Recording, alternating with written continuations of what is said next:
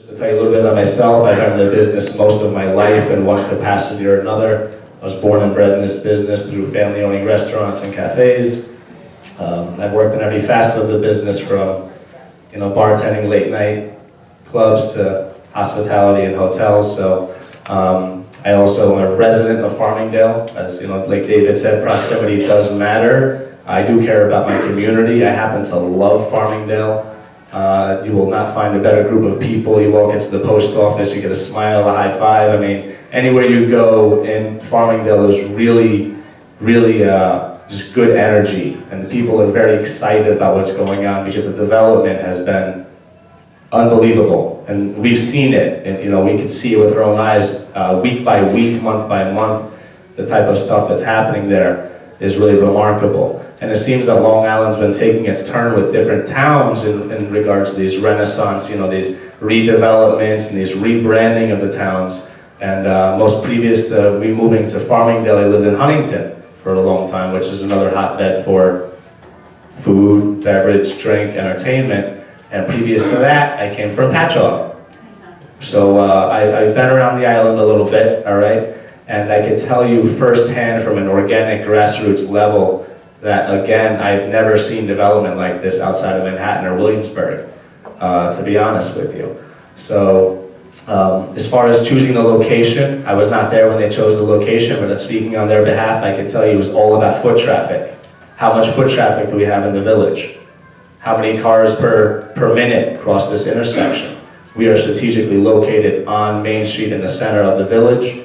We have Conklin, which is right next to us, which is nice, or across the street from establishments such as Library Cafe, which has been there for years, and a lot of the beautiful brick and mortar buildings and the law offices, which lend value to the landscape, which talks about storefronts and lending texture and depth and uniqueness, if you will, to the area. And you'll see that, and with these developments that, with the construction coming in and the condos coming in, restaurants and breweries and cafes matter, because we are the glue that holds it together, and we are the entertainment that keeps people there. We're one of the selling points of the real estate market, which has been going wild in that area for a while now. So, I mean, that's it. If you have any questions at the end, I'd be happy to answer any specifics, but I'm sure we can move forward now. Thank you. Hi, I forgot to introduce myself. I'm Andy Calamano from Starfish Junction. We've been around for 14 years, and we've put on beer festivals, and we've put on coffee and tea festivals. We've done cider festivals. When I started 14 years ago, there was 5 breweries on Long Island, and actually there was only really 1 brewery and 4 brew pubs. It was Blue Point, Southampton, John Harvard's, which doesn't even exist anymore. You got the Brick House and Black Forest. So to see the growth within the Long Island with over 40 breweries, New York State has over 400 breweries now. It's incredible, and you're seeing certain towns become pockets for breweries like Riverhead, which has a company that has a bicycle that you can ride around Riverhead, and you can go from one brewery to another brewery to another brewery. And that wouldn't have been able to do it if they weren't so close to each other. And they help each other out, and they also help, and we'll get more into this, the downtown areas of becoming a destination. And most breweries don't serve food, so people have to go to eat afterwards. So there's a great synergy with the community, and we'll talk about some of the things that some of the breweries are doing with that. Not to mention the cideries that we have now on Long Island. They didn't exist 14 years ago. They didn't exist 10 years ago. They didn't exist probably 6 years ago. So that's a whole new industry on Long Island. New York State's the second largest grower of apples. You'd never know it on Long Island, but if you go upstate, you see all the apples. Then we have the spirit industry, which is continuing to grow. And if you make trips to Brooklyn, it's like a mini spirit convention center. You can go from one block to another block. We're starting to see spirit companies starting to open up. It was unique. Blue Point moves out of their original location, and a spirit company comes in and starts making spirits out of that place. So there's an involvement too.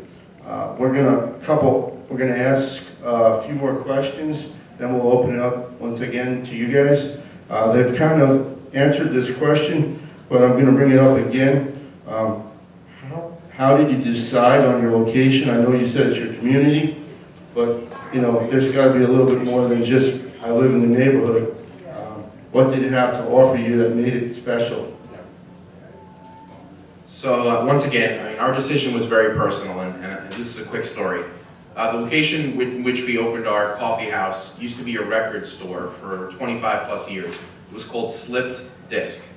Great record store. Everybody in Nassau County, South Nassau County knew about this place. And it closed, and it was a real blow to the downtown, and my partner and I, we said, look, what can we do in our community to really bring it back and show that we're investing here and we care about our community, and we want to, we want to make money, we want to be in business. And we had this idea to name it Sip This, going off of the record store and kind of continuing the legacy of the record store. We still sell their merchandise. We have pop-up shops with the original owners of the record store, bringing their records back in the store. And we tried to carry this history, which is very important to me. We also, we were young at the time. I'm 34 now. I feel ancient. No, I feel ancient now. But we made a decision. We said, look, we could toy around with this idea and we'll end up 40, 50, 60 years old saying, why didn't we try that when we were younger? We could have made the mistake, we could have lost all our savings, we could have defaulted on loans, you name it. But we really put the pedal to the metal and said, we have to move forward, we have to invest in our community and become a part of the revitalization of our community. So it was a matter of history, kind of opening up an opportunity and also continuing that legacy moving forward. As far as, like I mentioned before, the foot traffic was definitely something I took into consideration, is how many people are in the streets, how many people walk by the stores on a daily basis, and how many cars drive by our store on a daily basis, okay?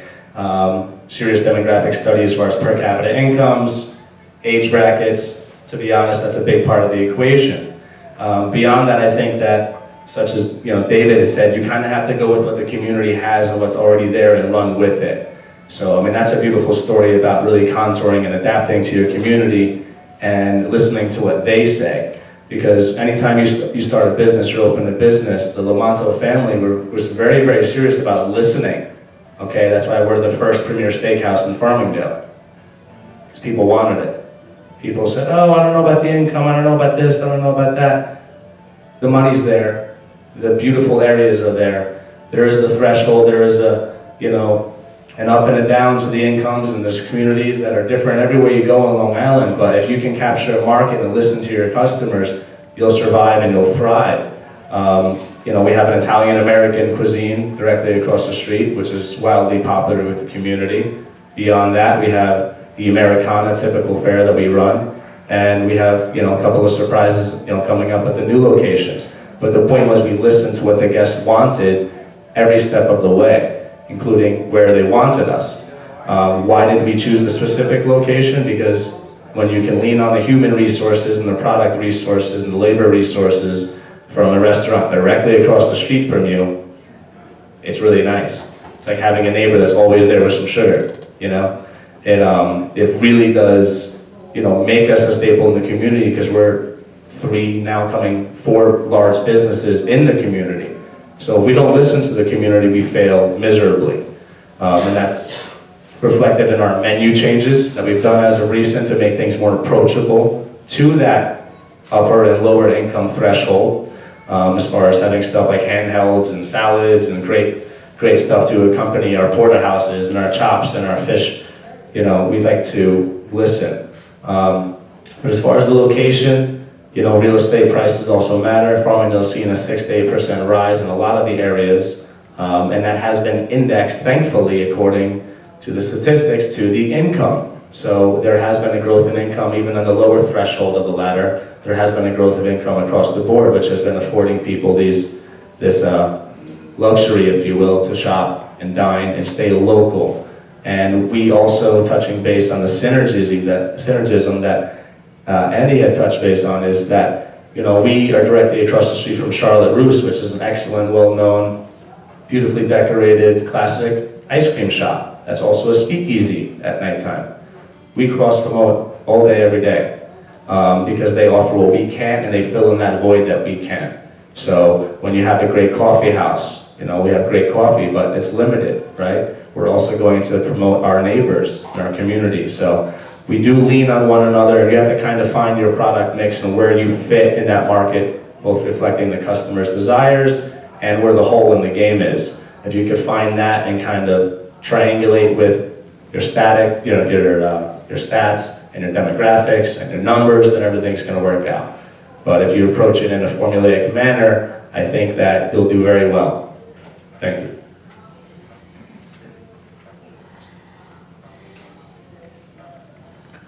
And to talk about the breweries, what they're looking for in the communities, they're looking for sewers. That's the number one priority for brewers, is the sewer. Some aren't on sewers. It's a lot more challenging to get all their permitting done. Also, they have limited budgets. A lot of the new breweries that you've seen in the last 5 years are breweries that have been put together with friends, and they're tasting room breweries. They're not looking for distribution. So they're basically, they work full time, and this is what they do on the side, or they won't say they did it on the side. They'll say it's my full-time job too.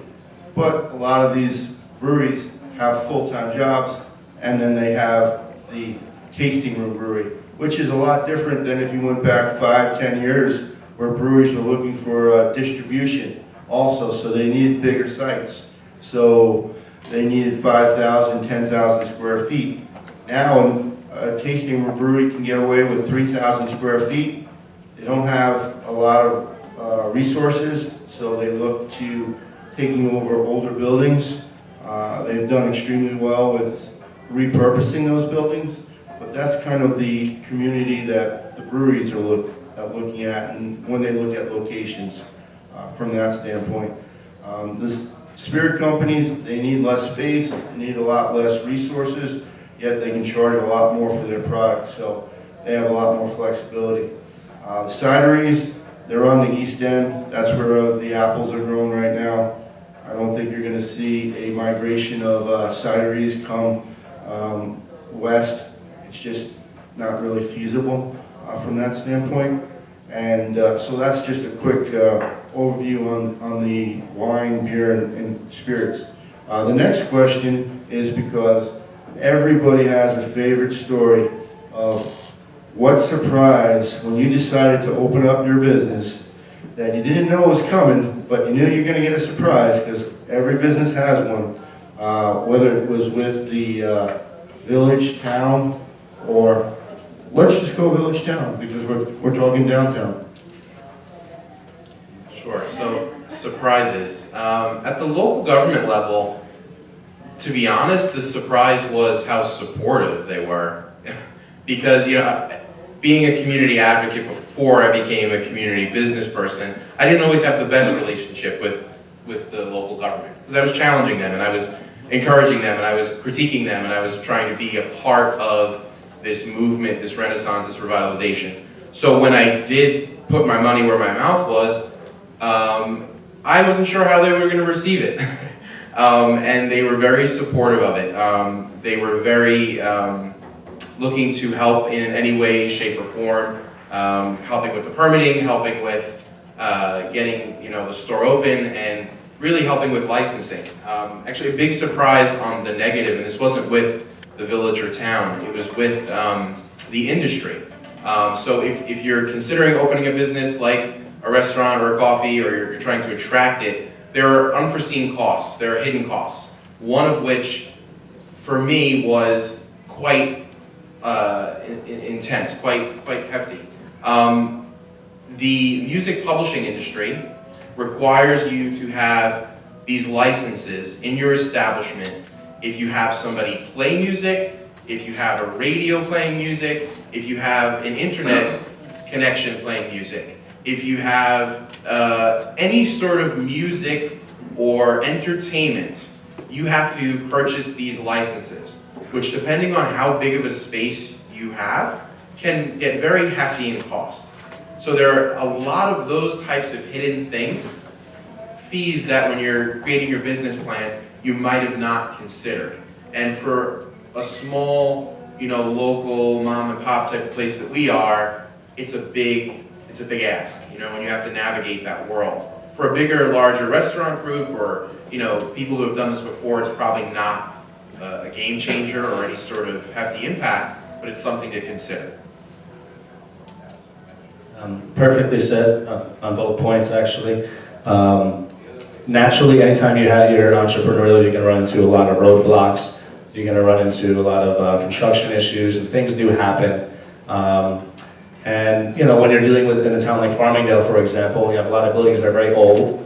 So, as my father once said, it's like opening a can of worms, right? When you get into construction. So have some foresight and kind of try to feed forward, communicate with your community and the people that are helping you along with your projects to expedite those things, right? Have enough foresight to expect the unexpected, right? But there's always going to be fun things that happen, like your parking lot fills up with water, it turns into a lake. There's a parade you didn't know about that day. There's an event you didn't know. There's always some really interesting, fun things and hurdles to jump over. But again, perfectly said by David was, I was actually pleasantly surprised with how the government, who we look at as rigid overlords, actually were very supportive and even flexible. And that's what's really kind of nice about Long Island, is that we still have a downtown feel, which a lot of people have been trying to kind of protect in our communities. We don't want to necessarily become a Manhattan necessarily, especially overnight, right? We want to make sure growth is indexed according to the community desire. So when we, signage, which is always fun for somebody to deal with in this business, right? The government was very helpful in regards to our pleas and our wishes and we had a lot of things that were requests that they really helped us with, and they're flexible and they kick the ball back and forth with you. So if you stay positive and you communicate openly and honestly, I think that you'll ameliorate a lot of those issues in the beginning. But with any venture, be prepared to really be a gymnast. You got to jump around a lot and make your way through a lot of hurdles and a lot of hoops. But I say that in an encouraging manner because it is worth it, right? What we're trying to do is something very special, whether it's a coffee house or it's a restaurant. We're trying to provide a communal center for everyone to gather, right? When you think about the power moves and the movers and shakers in any business, they're not quite doing business at Adventureland, right? They're meeting in coffee shops. They're meeting in the restaurants. They're meeting in the ice cream parlors. They're meeting in the diners even, right? They meet everywhere where they can sit and eat and drink and be merry, right? That's where the action happens, right? Besides the golf course and the temple, right? So we're trying to really just provide that niche for you guys, that you have a place to sit and eat and have those power lunches and meet those people and shake those hands. Another surprise that a lot of people we communicate with, and I'm not sure the mix of people here, if it's mostly government or mostly business or community, but a lot of people on Long Island don't understand the taxing structure. So for a business who's coming into a new space, we have our base rent, right, in our agreement. And then also in your leasing terms, or if you own the property, you have to consider about the taxing, right? So we got stuck with an unfortunate lease which defined a 10% share of the total tax on the property.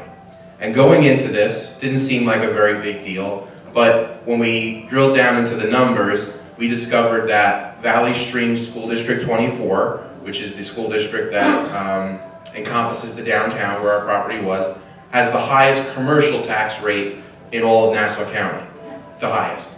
So as a business, this perked our attention and almost suggested to us that we shouldn't open our business.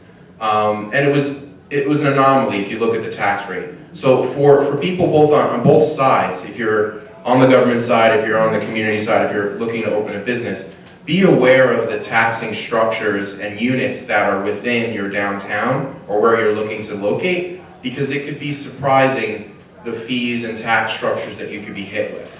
So it's important to recognize that. It's important to explain that to people in your community. You know, a lot of people love to throw out there, I'm paying so much in taxes, how come I can't park over here or do this? And when you point to them, well, 60% of your tax base, your rate, is coming from your school districts, they start to have a little bit different perspective on, you know, what local government does or does not do and how businesses work into that. So now we're going to move on to some fun stuff. We're going to talk about how have you incorporated some of the local breweries into your mix, what you've done with them along those lines. Maybe some of the cideries and wineries too. Will be an equal opportunist, even though we said beer. So we've had the opportunity to have events with alcohol in our store. We don't have a liquor license, a beer or wine license. We're actually in the process of obtaining one.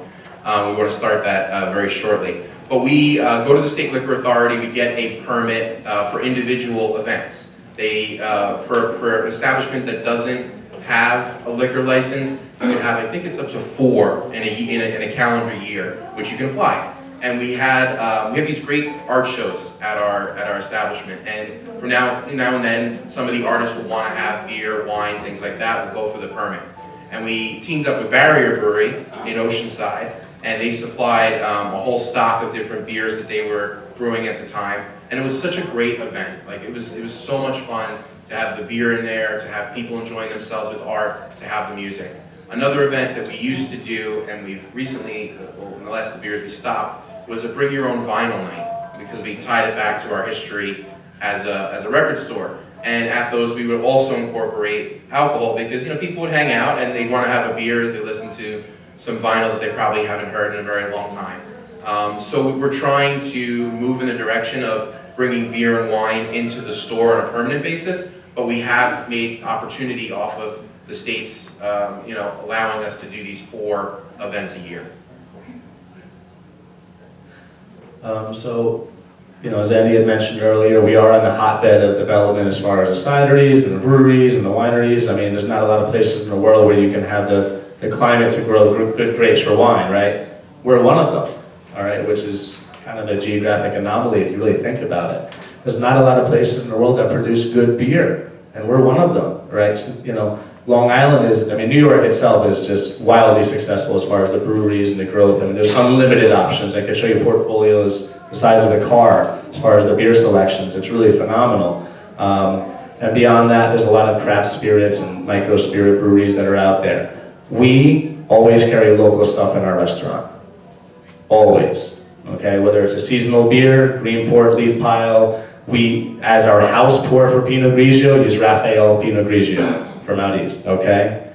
We've done promotions with Osprey Vineyards, where we like to give back to the community and give our guests free trips to go out east, because that is a big relationship there, okay? We're trying to foster those relationships, so we always carry local products. We always entertain those products first and foremost. All things considered equal, pricing point, quality, taste, go local, all right? It's a no-brainer. And then people like to see that. The community also appreciates that and will rally behind your efforts as well. If they see that you don't care about the stuff that we have available here on Long Island, it puts a bad taste in their mouth, okay? Because everybody is connected in one way or another to a brewery, to a winery, to something of that nature, okay? So we have to go local and source our products local as much as possible. And that crosses over into the realm of food and produce and fish even at that point, okay? So that's a no-brainer. I think everyone should, I highly encourage that, both from a business standpoint and also a way to develop goodwill.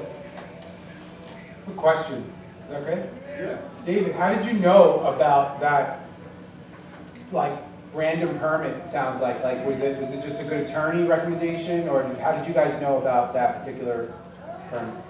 Dan, first of all, very nice to meet you for the first time. Dan and I have been Facebook friends for years and have not had the opportunity to actually meet in person, and now we're here. So thank you for the first question. You're welcome. So the way we found out about this hidden permit was completely off guard.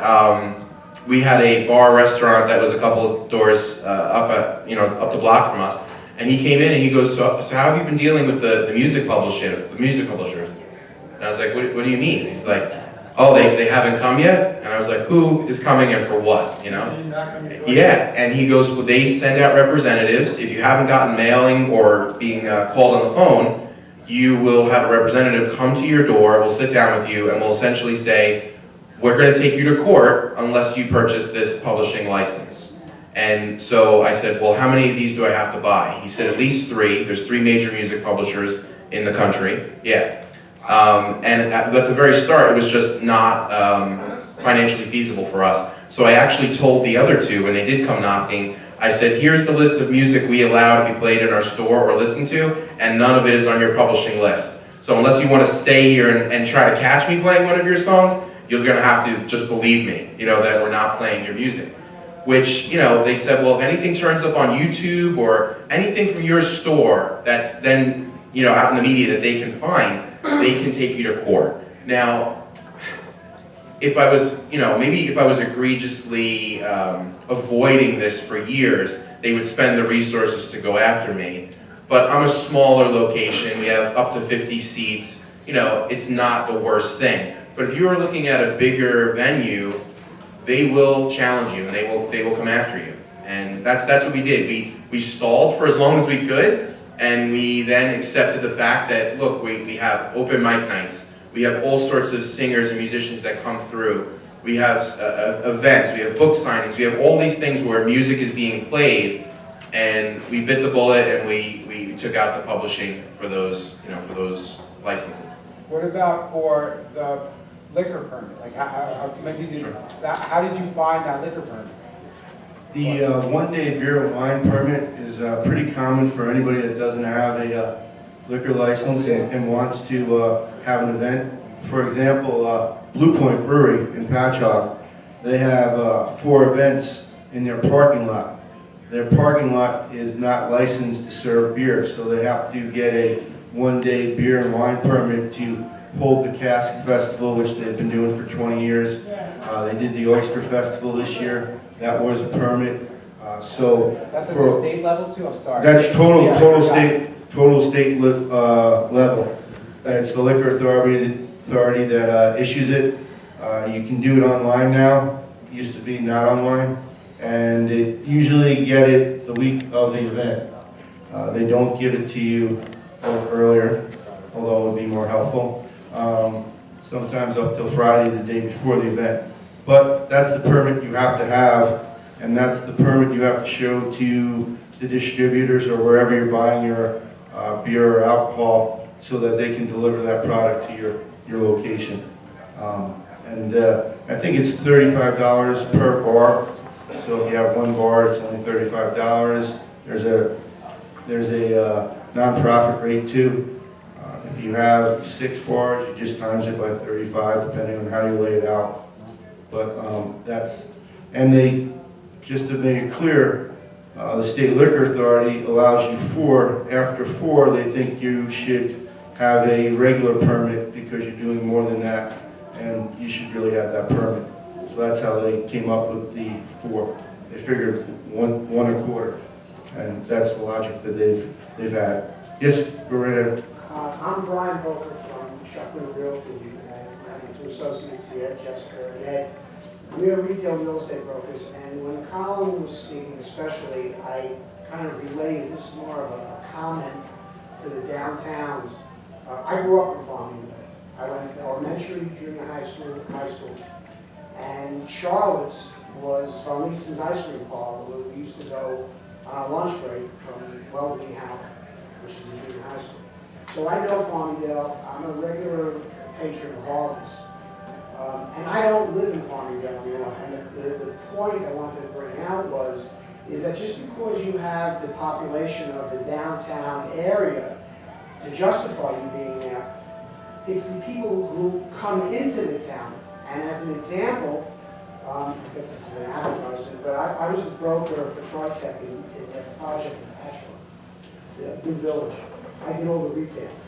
And when I started that project, the town had a 40% vacancy rate. And Mayor Pontieri and I were at a grand opening of one of the stores, and he said to me, you know, what's going to happen here? And I said to him, you watch what happens. 5, 6 years later, when we started opening up stores, he said to me, I remember, Brian, you saying to me, what's going to happen? There's now a 95% occupancy rate, not just the new village. The new village project spurred all the town leasing. So everybody talks about Patrick. I think I had a little to do with that town turning around. However, I've become a restaurant broker. I've been doing retail real estate since 1974.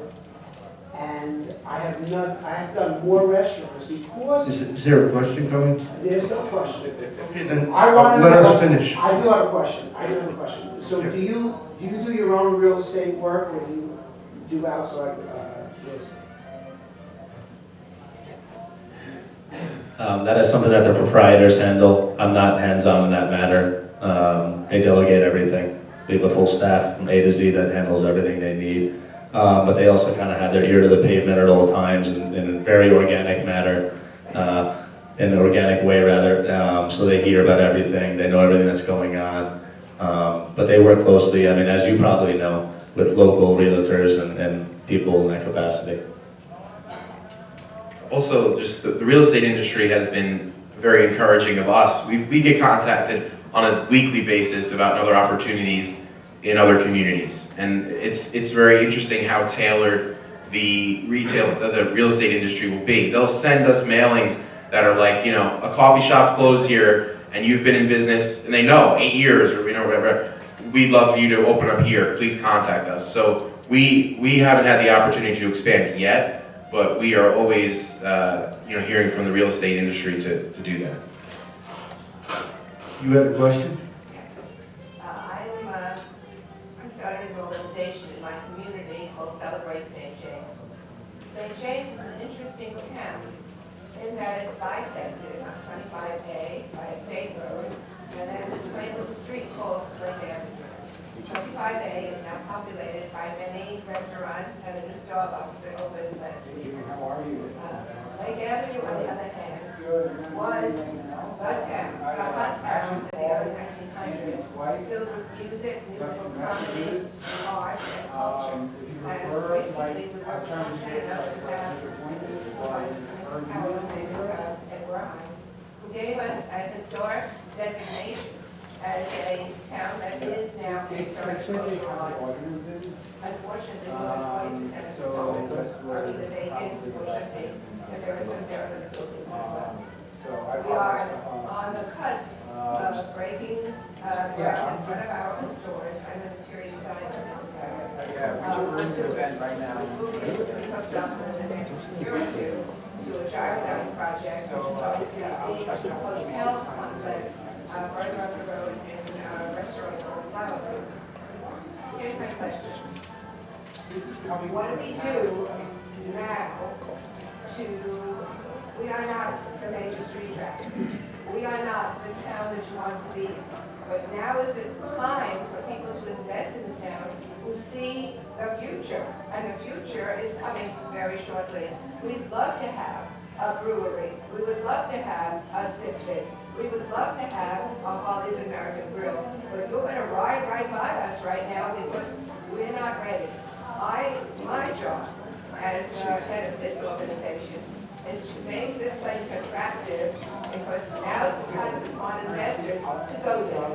I think the biggest challenge is for entrepreneurs and breweries that aren't well funded. They want to see the sewers in place. They don't want, oh, it's going to be 1 year, it's going to be 2 years.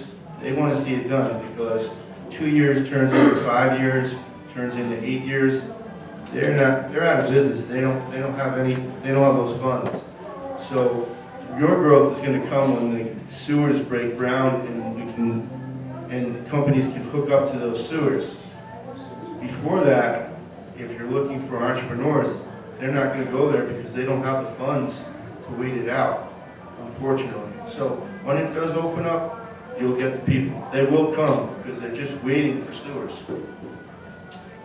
In the meantime, to access that investment, I've had a lot of people in economic development tell me that communities that are trying to attract new business, restaurants, entertainment, art galleries, things that are kind of on the cusp of, you know, entertainment, retail, service type things should be as bold and wacky and adventurous as possible. So what does that look like in a downtown in a community on Long Island, right? It looks like as many events as you can come up with, from simple things as, you know, letting kids come down and draw on the sidewalks with chalk, to pop-up shops in stores where the local landlord of this vacant store happens to live down the block and he's flexible to allow a small, you know, dessert place to come in, and the town is willing to give a permit, a temporary permit to operate.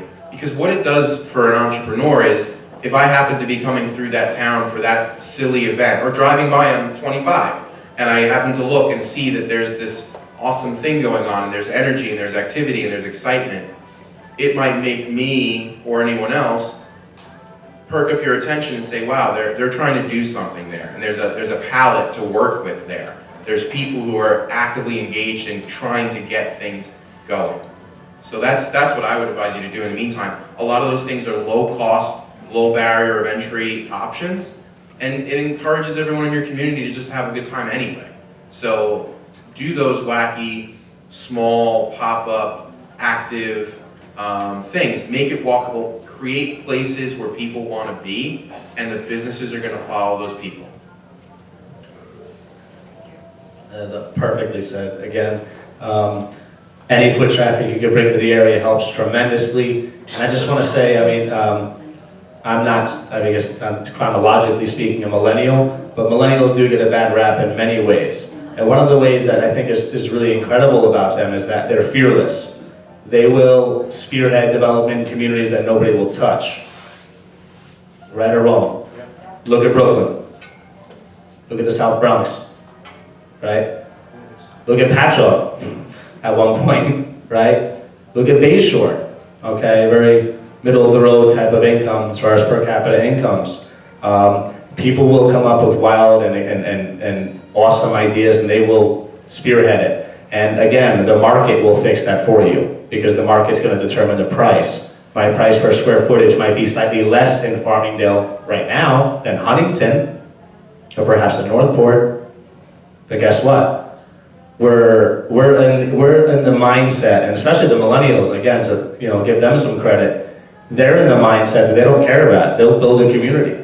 They'll start fresh. They'll put a coffee shop in the middle of the ghetto. They don't care, because they know that where passion leads, money follows. Okay, and they know that if you put the right quality food or the right quality, it doesn't matter. You could put a food truck again in Spanish Harlem. It doesn't matter. People show support.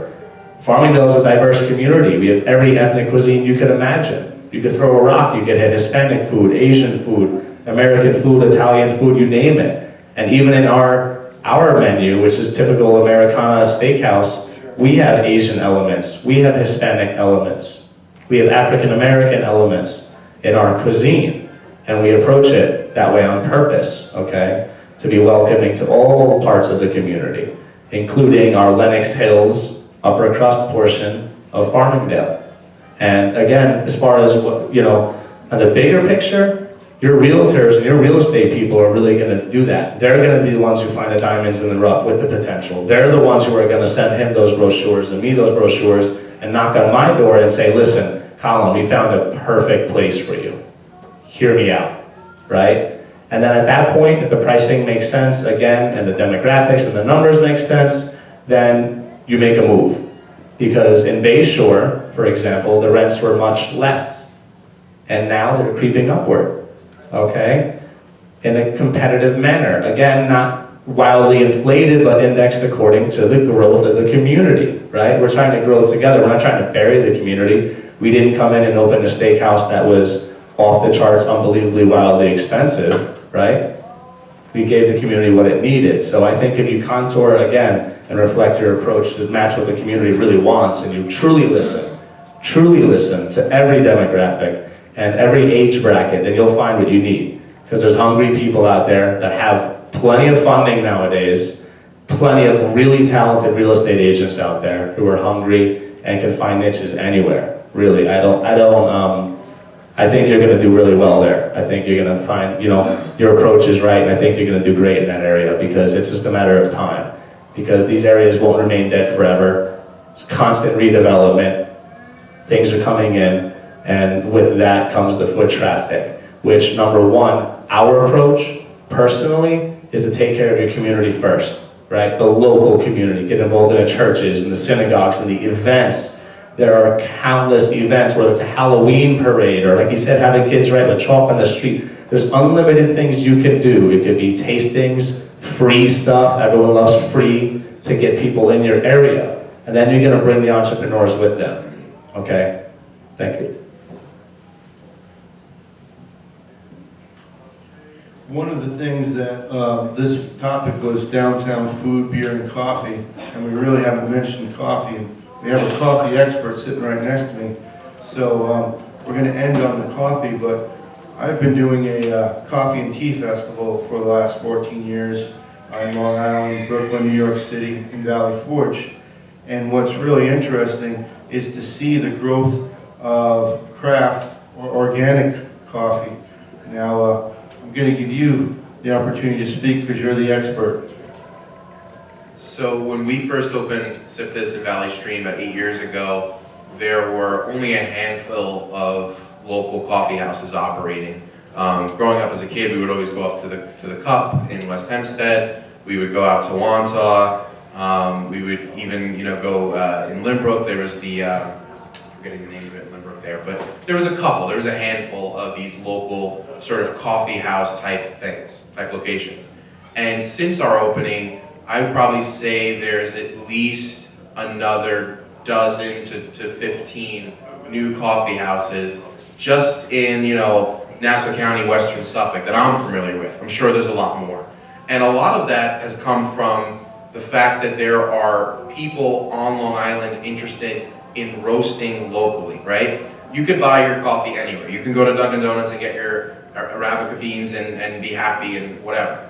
But when you have somebody who has a passion and a craft for creating the most flavored, delicious cup of coffee just from the way it's roasted, just from that, it injects something new for people. It injects an experience, which is what people are looking for. Some people come in our coffee house and they're just like, hey, I'm running to the train station, I want my coffee and croissant. Have a great day, nice talking to you. There are other people that come in and they're like, I want to literally experience the latte or cappuccino you're going to hand me. And that's really what I think the industry shares, right? The beer, the alcohol, the food, the coffee. People want more experiences in their life. And maybe it's a product of how digital we've become and you lose that side of the experience, the social side, and now you're moving back towards that way. But in the coffee industry specifically, it's also taken off here on Long Island, despite competition with Dunkin' Donuts and Starbucks. A lot of people accuse me in my community, this is a good one. I've been accused of keeping Starbucks out of Valley Stream. Literally, people say that. And I say, this is my response. If I had that level of power to steer a multi-billion international company away from our community, I probably would not be sitting here. I wouldn't be here. And they just scoff and they run off. But it's interesting because despite the existence of Dunkin' Donuts, the $1 coffee at McDonald's, all those things, coffee houses continue to grow and expand because people are looking for that connection. They're looking for the events, they're looking for the activity, they're looking for the weird stuff that we bring up. For someone like, and I harp back to Cynthia Nixon because that's the last one that I really recall. We also had the presidential candidate, I'm forgetting his name, the Libertarian. The last presidential election. Gary Johnson. Gary Johnson, thank you. We had him come to Sip This. We had just weird things happen that people are like, why is this happening in Valley Stream? Or why is this happening on Long Island? So make that happen in your community, and it's going to attract and excite and cause investment. All right, we're going to open up to questions now. You can go. Hi, so I work in Babylon at Green Pier, so I'm an engineer, but I am a resident in Manorville, and they are actually opening a brewery right off the expressway in Manorville. And I know when that was proposed, half the town really wanted it and half the town didn't. So my question is, when you guys decide to add something to the community, how do you put people at ease that this is actually going to be a positive thing for their community? Well, one of the things is you've got 40 other breweries now that are in the different communities, and if the local people or the local politicians talk to the other politicians in those communities, if you talk to Mayor Piante from Patchogue, he's going to tell you Blue Point was the best thing that ever happened to Patchogue. If you go to Riverhead and you talk to the politicians, they've got 3 breweries that are in places that were empty buildings for the longest time, and they've made that happen. So every time somebody hears about a brewery, 50% of the people are going to say we don't want a brewery in our town, and they just say it because it's kind of like we're going to have a beer festival in our town. Nobody wants that. They've seen the movie. They don't realize breweries are destination places, and they bring people into your community, and they support the restaurants, and they support the CVS because people are stopping at the CVS. They're stopping at all those stores that are there. So it's a good thing for the community. As long as the community makes the regulations of what the hours they want it to be open and everything, I think it's a win-win. Any other questions? Oh, you. I live out in the Southern County, and we have a very large library, and it's a school district, certainly schools. And right next to the library, there is really no place to go and except for people. So how do we attract? Are there storefronts nearby? There are storefronts nearby. There's a vacant Rose 25, very large vacant. I mean, I think the first thing you could do is put together like sort of like an introduction, right? That you could send out to local coffee houses or brewers even, roasters, I'm sorry. And you could say, look, this is the situation we have. Within a 4 square mile radius of this library, which attracts X number of people a year, we can't find a good cup of coffee. And so they'll do some quick math, like Colin was saying, and they'll say, okay, these are the rents in the location, this is the investment it would take to get started, and this is the return we could expect given what we know. And, I think you'd get a lot of attraction if those numbers add up, the formulas. You may go in a different direction and find someone locally that has a little bit of a nest egg, an investment that they want to make in their community, and they may go about it that way.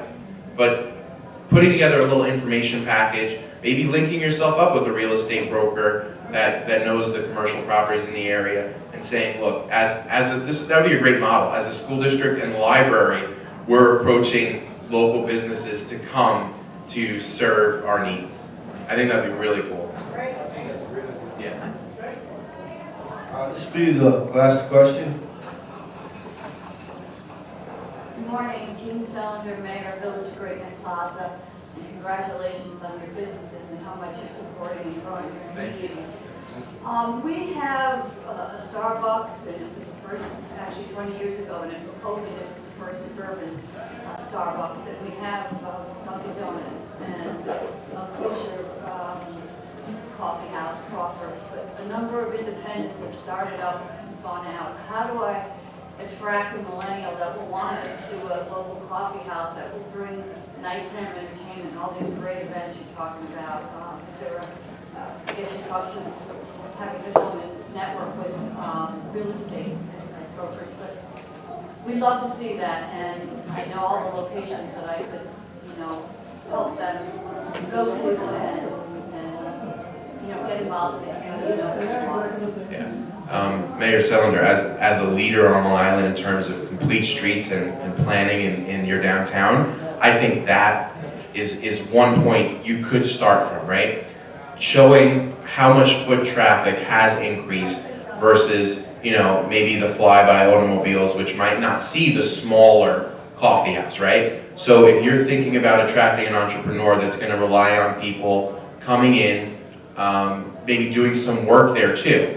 There's a number of offices in the downtown area, so going to those offices and saying, we can attract the type of businesses that will make your office space more valuable if you do this, right? Maybe you can extract from them some of their partnerships, some of their connections, some of their networking to bring the types of businesses on that ground floor to the downtown.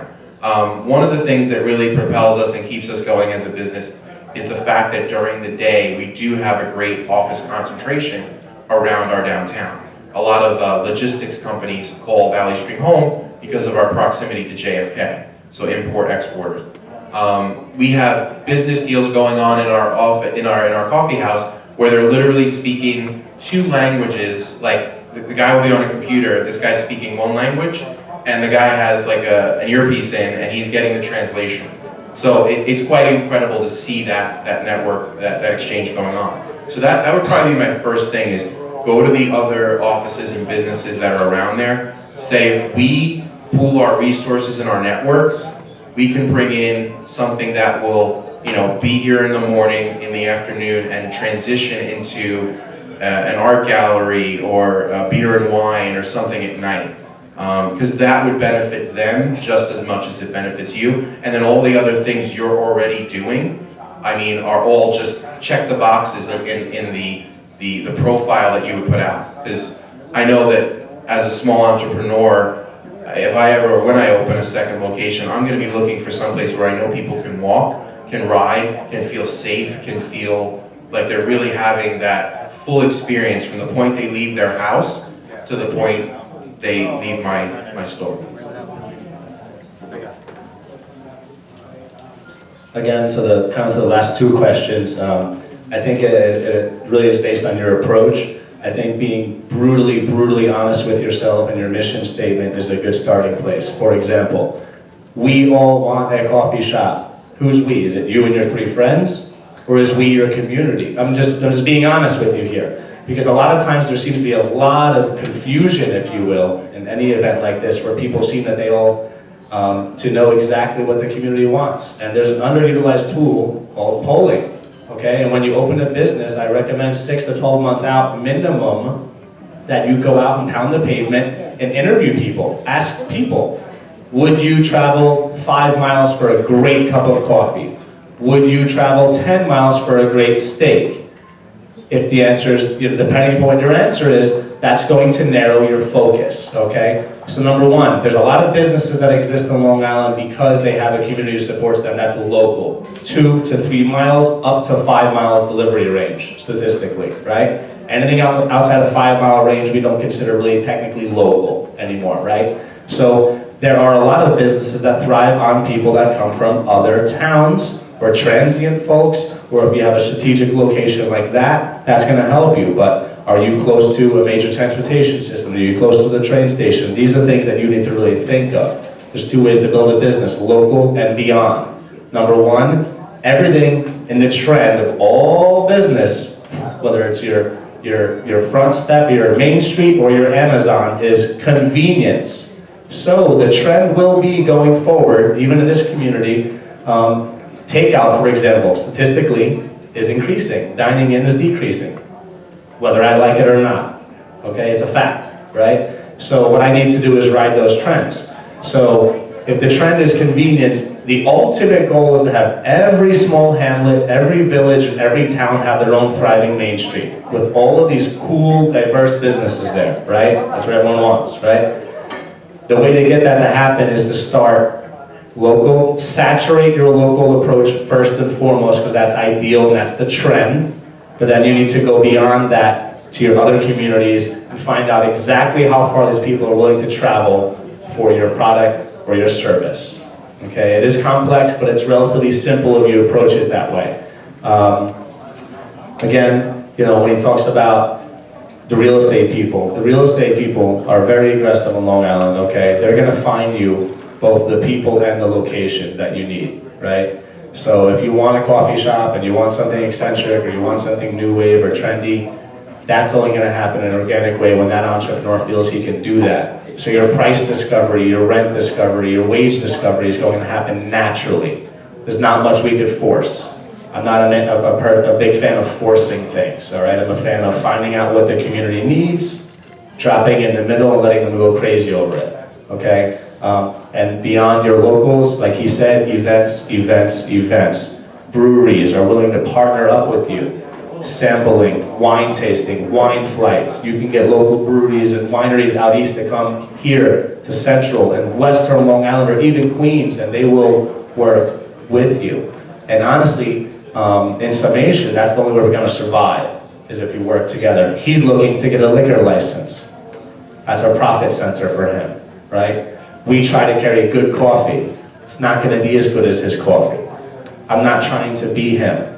I'm trying to be me, okay? So again, be true to yourself, be brutally honest about what the community really wants, not you, not yourself, not your friends or 5 foot around you. Reach out, poll, do the studies, study your demographics, and really, really listen. A good businessman will stand in front of the street and people watch. What are they wearing? What kind of cars do they drive in? What kind of shoes do they have on their feet?